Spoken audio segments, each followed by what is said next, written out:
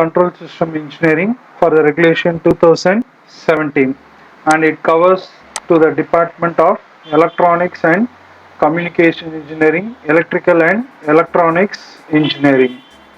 First, we'll try to discuss out some of the basic definition which relates to the system. What is meant by system? When a number of elements or components connected in a sequence to perform a specific task is termed as the system. Next, control system. When the output quantity is controlled by varying the input quantity, the system is defined as the control system. We have two classification in this. One is the open loop system. First, we will try to describe about the open loop system. The physical quantity which does not automatically correct the variation in its output, or control system in which the output quantity has no effect on the input quantity. So this basic definition we'll try to make understand with the block diagram also. Second point, output is not fed back to the input for correction, since we do not have the feedback path here. So this is a basic block diagram. Here we have the input, that is the reference input as your R of t, and this is the type of the plant which you are going to use is the open loop plant, and this is the output which you are going to get out from the for the given input. So the input is represented by R of t and the output is represented by C of t. Next, second type is the closed loop system. Control system in which the output has an effect upon the input quantity in order to obtain the desired output value. We call it as the closed loop system. It is provided with the feedback path element. For understanding purpose, we'll just go to the block diagram. Here the reference input is taken and the summing point is taken, in which the positive and negative summing point is taken here, and it is connected to the controller. So these are the basic components of the block diagram of the closed loop system.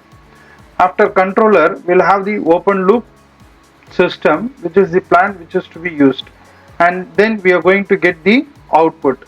In this case, it is to be provided with the feedback path. Now we have the feedback path. Any variation if required to get the output, it is fed back to the feedback path. From the feedback path, it is connected to the positive summing point or to the negative summing point. Here with the explanation, we have taken the negative feedback. So we'll have an error detector here, and then we are going to get the output. So this is a basic block diagram of the closed loop system. Now for make it to clear understanding, we'll see the general block diagram of the automatic closed loop system consists of an error detector, a controller, and the open loop plant, and then feedback path element. The feedback is proportional to the output signal and it is fed back to the error detector. So any error, if you have it, it will check with the reference input and the error signal, and then it is given to the controller, and then it is given to the plant, and then we'll get the output.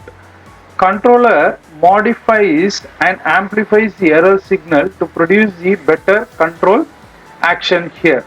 So that is the purpose of using the controller. The modified error signal is fed to the plant to make the correct SYNET output. That's what we are seeing with the basic block diagram. Now let us come back to how to design the mathematical model of the control system we are going to see here. The control system is the collection of physical objects or the components connected together to serve as an objective. So whatever the input and output relationship of the physical components of the system, we are going to use it, are governed by using the differential equation. So it will be consisting of the set of differential equations here. The system is going to be linear and it obeys the principle of superposition and homogeneity. The equation which is written in the differential equation are of linear time invariant, that is LTI. It can be reshaped into different forms for the convenience of the analysis, that is to solve the equations. One such model for the single input and single output analysis is the transfer function of the system. So the transfer function definition is basically an important concept in the control system. So let us see what is meant by transfer function.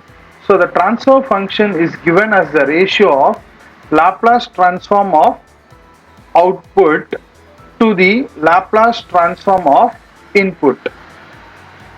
Always it has to be taken with the zero initial condition. So Laplace transform is nothing, transfer function is nothing but the Laplace transform of output to the Laplace transform of input with zero initial condition. Mechanical translation system. So we have two types of system. One is mechanical translation system, the other one is the mechanical rotational system. What are the basic elements are required to model the mechanical translation system? We are just going to see it now. So three basic elements which is used in the mechanical translation system are mass M, dashpot B, spring K, and it may occurs in the various terms in the mechanical system. The mass is represented by the weight and spring is represented, friction is represented by dashpot B, and the elastic deformation is represented by the spring K.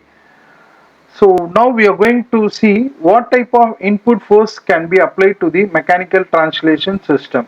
Force is applied to the mechanical translational system here. So whenever the force is applied, what it happens, we have to know it. It is going to be opposed by the opposing forces due to the use three basic elements of mass, friction and elasticity. Force acting on the mechanical body are governed by the Newton's second law. So using this law only we are going to write the force balance equation corresponding to the mass, friction and elasticity.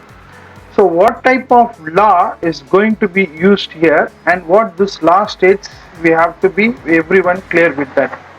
So sum of the applied force is equal to the sum of the opposing force acting on a body.